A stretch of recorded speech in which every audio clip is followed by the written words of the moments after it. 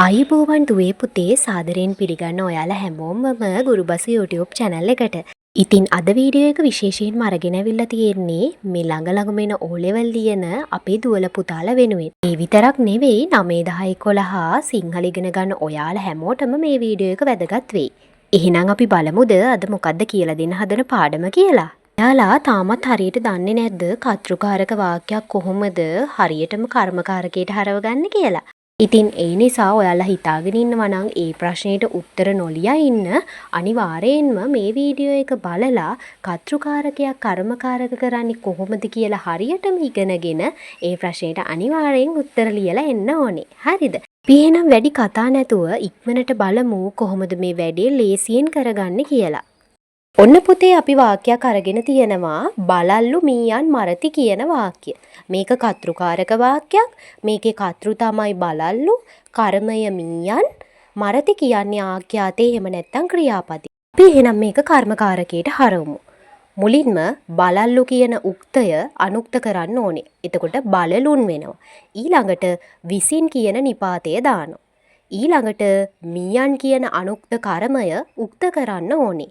ඒ කියන්නේ මීයන් මීයෝ වෙනවා. මෙන්න මෙතනින් පස්සේ තමයි පුතේ වාක්‍යයේ වැදගත්ම කොටස තියෙන්නේ.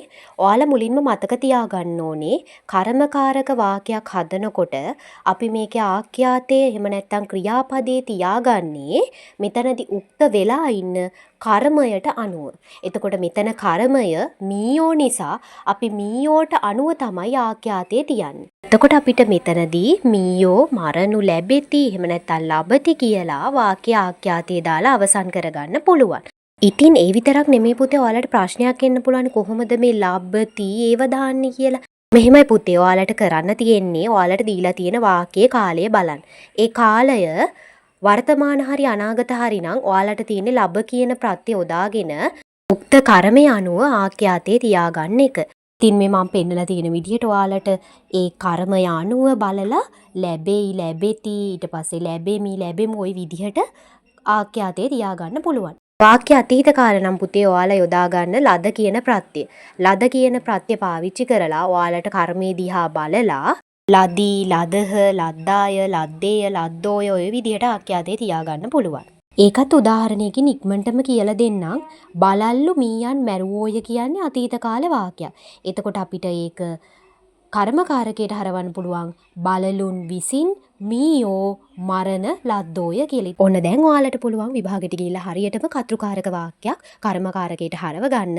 ඒ වගේම තමයි පුතේ ඔයාලා කාට හරි මේ පාඩම තවත් පැහැදිලිව ඉගෙන ගන්න ඕනේ නම් අපේ මේ සම්බන්ධව කරලා තියෙන වීඩියෝ එක මේ වීඩියෝ එකේ ඩිස්ක්‍රිප්ෂන් බොක්ස් එකේ ලින්ක් දෙක දාලා තියෙනවා අරගෙන බලන්න.